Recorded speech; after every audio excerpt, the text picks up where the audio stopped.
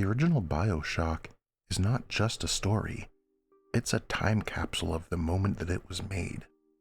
It released in 2007 at a time when confidence in major systems, governments, markets, even the idea of the steady march of progress were starting to weaken.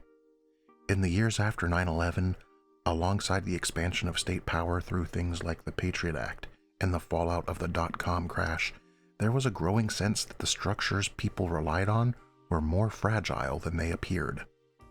The optimism in the late 1990s had not disappeared, but it had been shaken.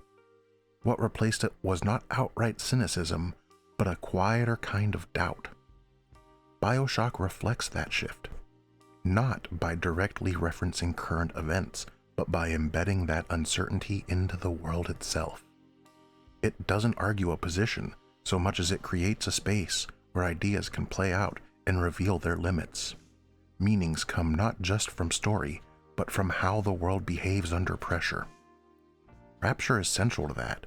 It's not just a backdrop or a setting in the conventional sense, but it's an idea made physical, a city built on a specific belief about how the world should work. That belief is simple to describe, but difficult to sustain. If individuals are left completely free from interference, they will naturally create something stable, productive, and even harmonious. There's no meaningful government in Rapture. There's no real limits on research, business, or ambition. The assumption is that constraint is the problem and removing it will allow human potential to flourish. What's important is that Rapture isn't just a backdrop for these ideas. It's what those ideas look like when they stop being abstract. Most ideological systems stay theoretical. We argue about them, we debate them, but we don't usually see them fully built. BioShock removes that distance. It asks what happens if you actually construct the system in full, with no safety valves. What BioShock shows is what happens when that assumption is tested over time. Rapture does not collapse in a single moment. Its decline is gradual. The systems that once defined it, its economy, science, social order, they don't disappear, they persist, but they become distorted. They become unstable, disconnected, and self-destructive. Commercial spaces still exist, but feel hollow or predatory. Science continues, but without restraint. Social life breaks down into isolation and violence. Cities don't simply fall apart, they keep functioning in ways that make the failure more visible. Rapture doesn't feel like a place destroyed from the outside. It feels like a place that couldn't sustain itself from within. It carries an older kind of confidence, mid-century ideas about progress, industry, individual achievement. A belief that everything else will follow if only we build the right system. But by 2007, that kind of certainty already faded. Large systems promised order, but often produced unintended consequences. Rapture becomes what tension looks like when it's left to run its course. The founder of Rapture, Andrew Ryan, embodies this logic. He is not written as an irrational or cartoonishly evil villain. His worldview is consistent and even persuasive. He believes greatness requires freedom, and that limitation is inherently destructive. Within that logic, he's not entirely wrong. The problem is that the system has no way to correct itself, no mechanism for adjustment, no way to respond when things begin to break. Rapture is not just inspired by his ideas, it is his ideas fully realized.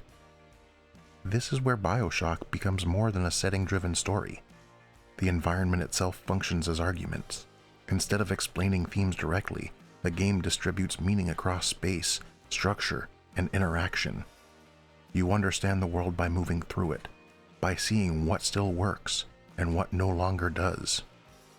This is also where BioShock's format matters. In a film or a book, you observe collapse from the outside. In a video game, though, you inhabit it.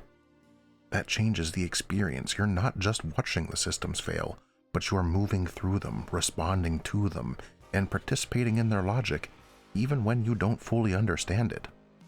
The player character Jack becomes part of this structure. At first, his actions feel independent. You move forward, you respond to objectives, you make decisions, but over time, that sense of control begins to shift. Actions that felt self-directed start to look guided. Instructions begin to feel less like help and more like control.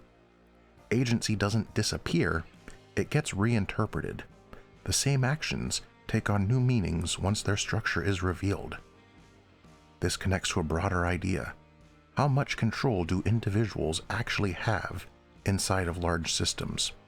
In the early 2000s, there was growing awareness that political, economic, and informational systems were more complex and less transparent than they appeared. BioShock takes that uncertainty and makes it playable. BioShock came out right before the system it's quietly questioning began to crack in real time.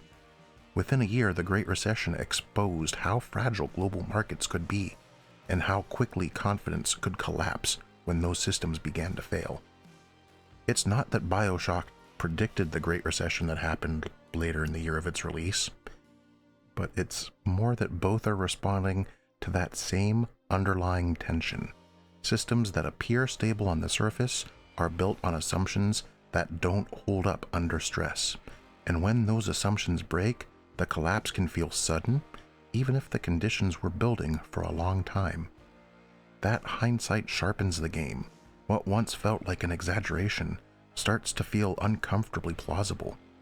A system can look stable right up until the moment that it isn't. Rapture's world reflects this in miniature. Its district showed different stages of collapse. Its economy still functions but unevenly. Its social structures still exist but warped. Even roles like the Big Daddies and the Little Sisters exist as remnants of a system that no longer makes sense, but still continue operating.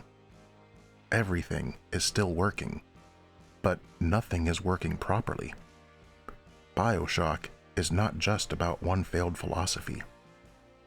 It's about what happens when any system assumes that it can run without limits, without oversight, or without the ability to adapt.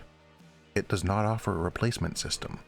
It focuses instead on process, how ideas were built, how they function, and how they break under pressure. Rapture becomes a thought experiment that feels grounded in history, a vision of confidence tested by time, and ultimately undone by its own assumptions. BioShock endures because its meaning doesn't come from a single twist or message. It comes from the way everything reinforces everything else. The world, the mechanics, the story, and the historical moment all point toward the same idea. Systems fail not just through catastrophe, but through the logic that built them in the first place. Thank you for watching. I hope you enjoyed this. BioShock was one of those games that took me a long time to actually play, ironically because of that exact same Great Recession that I talked about in the video. And we did finally play it. My wife and I, we both loved it to death. If you enjoyed the video, if you would kindly hit that subscribe button.